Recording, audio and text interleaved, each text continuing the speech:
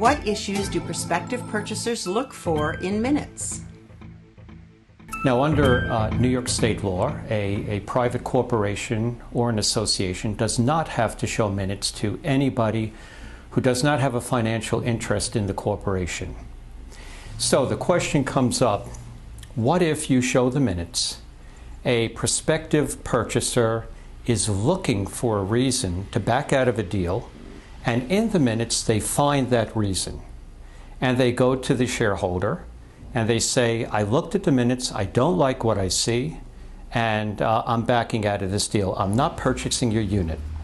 And in this economy, it may have taken 8 months to a year to find that purchaser. And it could take another 8 months to a year to find another purchaser. And the owner of the unit then goes to the board and said, why did you show the minutes? You're not required to. And I lost my deal, so I'm going to sue you now. When buyers or their attorneys look at minutes, they're typically looking for matters that have to do with financials, and they focus on that. The day-to-day mundane matters of maintaining and running a building are not typically of interest to a purchaser or their attorney. As far as the actual minutes themselves, what I recommend to boards is that they are very careful about what they put in their minutes. Specific mention of shareholders or unit owners in terms of their names, issues that they may be having within the building would not be addressed. The minutes would simply say, item number 1, item number 2, we discussed shareholder, unit owner matters, and the board, maybe the managing agent was directed to write some letters on their behalf, or the matters were referred to the co-op or the condominium's attorney, legal counsel. From our experience, most new shareholders or purchasers to co-ops are looking to see the physical condition of the properties.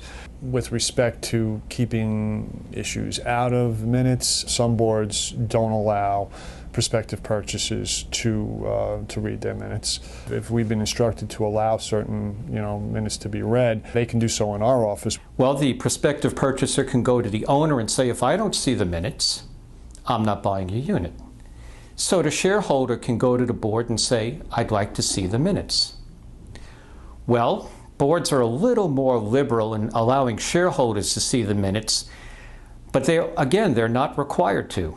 When it comes to corporate matters, awarding of contracts, refinancing the underlying mortgage of the building, those matters should be clearly documented. You should talk about the various contractors, the amount of the bids, who was awarded the job.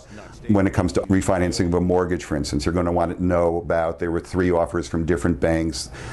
We chose to have one that did not have a yield maintenance penalty, or specifically, so if somebody later on wanted to know why the board chose that contractor or chose that bank, there is clearly something documented to that effect. Being cautious by nature as a property manager, you have to sometimes always think that there's something bad lurking around the corner. I think it's important that boards be cautious when they're speaking.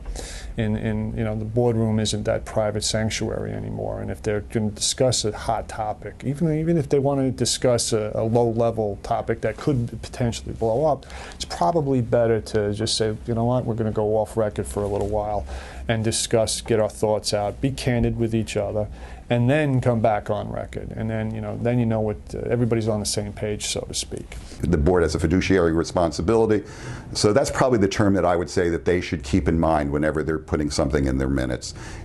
You have a fiduciary responsibility, therefore we need to make sure that it's documented.